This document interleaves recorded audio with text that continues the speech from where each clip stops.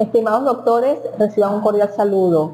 Es un placer compartir con ustedes el desarrollo de este espacio académico con el inicio del cuarto módulo, Filosofía en la Modernidad. En este se contempla hacer un acercamiento al pensamiento filosófico de la visión del mundo moderno durante los siglos XVII y XVIII. Antes de dar inicio a los contenidos y al desarrollo de la temática, pues me gustaría que revisáramos un poco cuáles son los objetivos que persigue el módulo. Es necesario que conceptualicemos la cuestión del sujeto y el conocimiento. ¿Cómo aprende el sujeto? ¿Cómo se produce el conocimiento? ¿Cómo es esa relación que se da entre el sujeto conocente y el objeto deseo de conocer? Ahí hay un proceso cognitivo, estructurado, mental, que es importante que tengamos en cuenta al momento de desarrollar cualquier producto que se persiga obtener conocimiento. Indicar los elementos sobresalientes en la filosofía de la sospecha. Nosotros vamos a revisar cuáles son esos filósofos que en un momento determinado pusieron en duda todo lo que se había dicho en el concepto de la modernidad y proponen nuevos fundamentos. Y establecer los aspectos fundamentales entre la objetividad y la subjetividad para la investigación, tomando en cuenta que cuando hablamos de objetividad y subjetividad tiene que ver con la postura del investigador ante el objeto, deseo de conocer o ante el hecho en el cual se quiera indagar.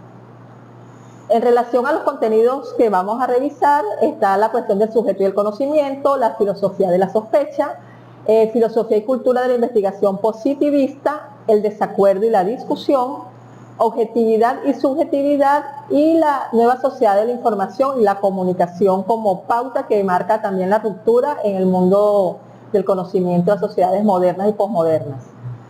Ahora bien, ¿qué ocurre con el conocimiento que se produce en la filosofía moderna? Y surge de un planteamiento importante que es las dudas planteadas sobre la posibilidad de conocimiento. El conocimiento objetivo de la realidad, material o divina, van a ser el problema del conocimiento el punto de partida para la reflexión filosófica de la filosofía moderna. Es importante tener en cuenta que venimos de un periodo conocido como la Edad Media, un periodo que algunos autores hablan como de oscurantismo, en los cuales tengo mis reservas porque ahí también se produjo mucho conocimiento y el elemento que se le determina a la filosofía de la Edad Media en este caso es que estuvo regida por la Iglesia.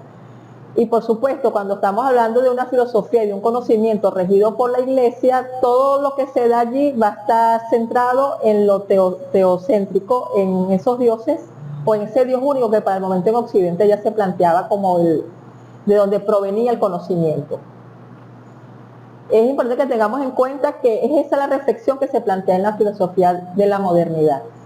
Ahora bien, ¿cuándo surge la filosofía de la modernidad? Estamos hablando siglo XVII, siglo XVIII. Algunos autores la plantean que ya a mediados del siglo XVI, en pleno Renacimiento, se comienza a hablar de una nueva visión del mundo porque luego de la llegada del hombre europeo a América, ¿verdad?, se dan unos hallazgos que comienzan a reestructurarse la visión que se tiene del hombre en Occidente. Se habla del desarrollo en el contexto de la Ilustración, ese momento de las luces, como también se le llamó al movimiento de la Ilustración en Europa, predominio de la razón entendida esta como una luz que descubre verdades en contraposición del oscurantismo de la Edad Media. Aquí coloco oscurantismo entre comillas por lo que les acababa de mencionar. Se dan grandes cambios sociales, políticos y científicos que marcaron esta etapa. Es importante que cuando nosotros estamos estudiando estos periodos de la historia, tengamos en cuenta que ellos se ocurren en unos contextos muy específicos, los cuales debemos tener en cuenta para poder entender, comprender e interpretar qué es lo que surge en los hombres que deciden hacer cambios como es el caso de la revolución epistémica que se da justamente en la filosofía moderna. Entonces hay tres grandes corrientes que son los que van a determinar este momento filosófico: el racionalismo, el empirismo y el idealismo trascendental. Algunos representantes que destacan allí, Descartes, tenemos a Spinoza, a Leibniz, quienes consideran que el conocimiento se da principalmente por la razón, o es la fuente que permite que un conocimiento se dé producto de esa característica propia del ser humano y que no va a depender de los dioses como era en la Edad Media.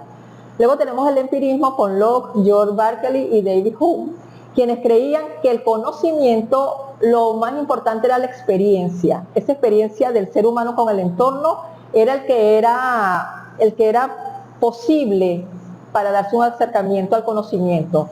Aquí se habla de un método inductivo que va a identificar los objetos particulares al postular juicios generales. Y luego llegamos con Immanuel Kant. Kant habla de un idealismo trascendental. Él intenta zanjar esa dicotomía entre racionalismo e empirismo y nos dice que si bien la experiencia proporciona los materiales brutos, es la razón la que organiza y la estructura esos materiales en formas cognoscibles. Entonces, él nos habla que tomando elementos de ambas corrientes, pues es posible llegar al conocimiento y a la verdad, que es lo que en sí busca el ser humano. Entonces tenemos que el idealismo trascendental es una especie de síntesis que reconoce la importancia de la experiencia empírica, pero también subraya el papel activo de la razón en la construcción de conocimiento. Entonces, algo que también es importante que se da en la Edad Moderna es el acercamiento que se da en la filosofía a la ciencia. Se dice que en ese momento todos los científicos filosofaban y todos los filósofos pues hacían ciencia de alguna manera, porque era esa búsqueda de ir hacia esa verdad. Entonces se comienzan a estructurar las ciencias naturales. Antes se hablaba de disciplinas y es aquí en la Edad Moderna donde se comienza a hablar de ciencias formales como las conocemos hoy en día. Y hay un interés en buscar en la naturaleza cuáles son esos elementos que se distinguen de unos y otros. Entonces es un conocimiento que se va a dar riguroso, verificado, clasificado. Es la época cuando se dan los grandes gabinetes de curiosidades, las grandes colecciones, las grandes colecciones de ciencias naturales, producto de las expediciones de estos países que salieron a surcar mares y conseguir otras culturas. Entonces todo lo que venía devuelto a Europa pues se convierten en grandes gabinetes de curiosidades tomados de la mano de esa nueva forma de acercarse al conocimiento. Y el pensamiento moderno acabó convirtiendo la filosofía en colaboradora de la ciencia. Posteriormente podemos hablar de algunos elementos que se hacen a la filosofía moderna y uno es la crítica. Es la crítica que nos invita a saber, a conocer. Es importante que Kant usó esta frase, atrévete a saber, como un llamado a superar la dependencia de las opiniones preestablecidas y la falta de confianza en la propia capacidad de pensar y juzgar. Así como él, otros filósofos de la época instaban a las personas a liberarse, a tener el coraje, a cuestionar, a investigar y a buscar la verdad por sí misma. Aquí es importante que también tengamos en cuenta a René Descartes, ¿verdad? Cuando él nos invita a la duda razonable, la duda metódica, porque él nos decía, ¿cómo saber si lo que conozco y lo que sé es verdad si hasta los sentidos nos traicionan? Entonces es importante cuando nosotros planteamos desde ese punto de vista la duda razonable, es el ir más allá y salir de las ideas preestablecidas, y es a lo que les voy a invitar en este módulo, ¿verdad? A que volvamos a buscar lo que ya damos como sabido, como comprendido, y buscar nuevas razones para la verdad. La secularización, hay un alejamiento de la religión, una mayor orientación hacia la ciencia, y a medida que la ilustración gana confianza, muchos pensadores buscan evidencias empíricas para desentrañar los secretos de los fenómenos del universo, los fenómenos naturales. El antropocentrismo, que es un elemento característico del Renacimiento, que es el hombre como centro de todas las cosas, ¿verdad? Ya no es ese Dios del cual se recibe un mensaje para actuar y para saber, sino que es el ser humano mismo el que es responsable del nuevo conocimiento. Entonces, esta manera en que el hombre ve el entorno, pues es el producto de verse a sí mismo primero, y a partir de esa confianza, vamos a llamarlo de esa manera, que obtiene producto de su visión, las ciencias pues van a ser un avance muy importante desde esta postura. La idea de progreso, esa idea de la edad moderna, hay algunos que hablan incluso del desencantamiento de la idea de progreso que nos ofreció la edad moderna, y es la creencia optimista en el avance y la mejora constante de la humanidad, la noción del progreso basada en la idea de que podíamos comprender y dominar la naturaleza a través del conocimiento y la aplicación de la razón. Aquí la ciencia y la tecnología van a jugar un papel importantísimo, y que para comprender mucho de lo que tenemos nosotros hoy en día en este presente posmoderno, transmoderno, posconvencional, debemos buscar las raíces en la edad moderna y en esa visión que se tuvo del hombre moderno. Allí, por supuesto, Rousseau, Augusto Comte son filósofos que nos van a dar pistas al respecto. Y la filosofía moderna intentó una nueva concepción del mundo y de la sociedad, aunque inicialmente no prescindió absolutamente de lo religioso, sí buscó la manera de liberarse de lo que representaba el peso de la teología dentro de la producción de conocimiento. Abandonó progresivamente las verdades absolutas o reveladas hasta el momento, fue buscando sustituir lo sobrenatural por lo natural, lo divino por lo humano, lo celeste por lo terrenal, resolviendo zanjar definitivamente la polémica entre la fe y la razón en favor de esta última.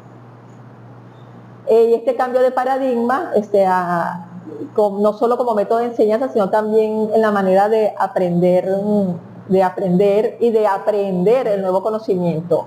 Es un aporte al desenvolvimiento de la cultura como la conocemos hoy en día. Este tipo de pensamiento nos ayuda a comprender la filosofía posmoderna y contemporánea, como ya lo refería hace un momento.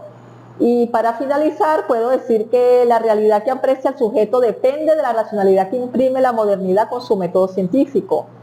La hegemonía del positivismo se consagra en el afán del dominio de todo cuanto rodea al hombre con su visión moderna, pero el hombre también quedará inmerso como parte de esa realidad construida, simbólica, conceptual y concreta. Y con esta última reflexión nos vamos a detener para luego dar paso al desarrollo de cada uno de los contenidos establecidos en el sinóptico de este programa. Pues bienvenidos al mundo moderno desde una perspectiva contemporánea.